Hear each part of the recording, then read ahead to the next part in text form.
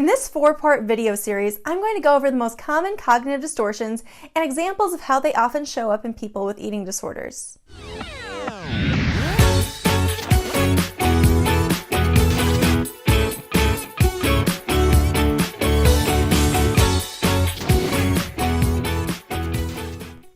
Hi, I'm eating disorder expert Libby Parker, and today we're going to dig into 2 common cognitive distortions seen in people with eating disorders. If you're a nutrition or a psychology student, or have been in therapy, I'm guessing you've heard about cognitive distortions.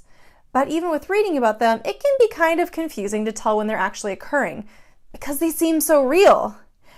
I'm a firm believer in repetition in education, and that we all learn in different ways. So I'm hoping that this video mini-series helps you understand cognitive distortions and eating disorders a little bit better. So first, what are cognitive distortions?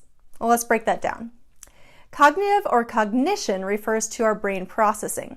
Distortion in this context refers to distorted or irrational thoughts or beliefs. So cognitive distortions are irrational thoughts or beliefs that pop up and convince us that they're true.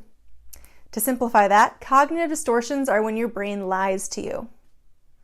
Cognitive distortions can occur on any topic and are not unique to eating disorders, but for the purposes of my work, we're going to stay specific to common thought patterns seen in people with eating disorders.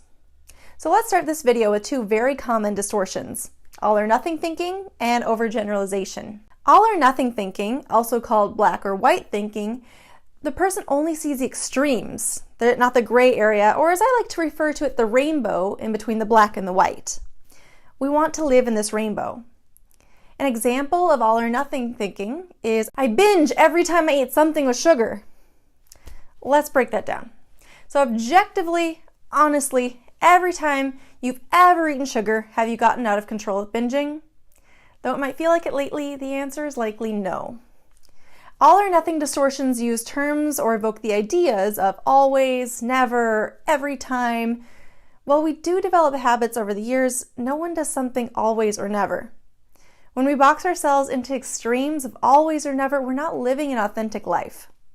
There's a whole rainbow of emotions and experiences between the all and the nothing that we want to be in. I encourage you to try finding balance, experiencing all the colors that life comes in. Overgeneralization. So on the same idea of black and white thinking as overgeneralization, this is where the person makes a generalization about a pattern based on one or very few experiences and expects everything will follow in that pattern. It's a form of stereotyping or an ongoing feeling of defeat. An example, one person called me fat, so everyone must think that about me. This is a rough one that can lead to overcompensating, such as extreme dieting. But know that one experience is not the end-all be-all. Whether it was a truth, like I wasn't able to run a mile in less than 10 minutes, or not, like they called me fat because they're struggling with their own body image, know that this does not need to be your continued reality. Either it is true, or it's something that may change over time, like getting faster at running. Don't use it as fuel for your eating disorder.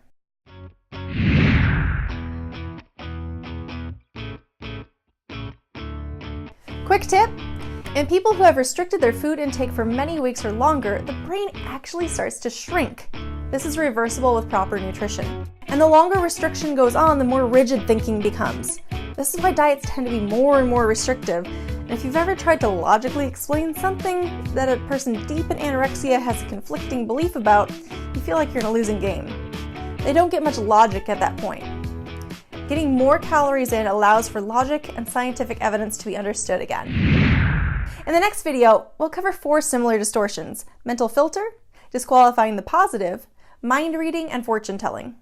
Subscribe and click on the bell icon to be notified when the next video is released. I'll see you next time.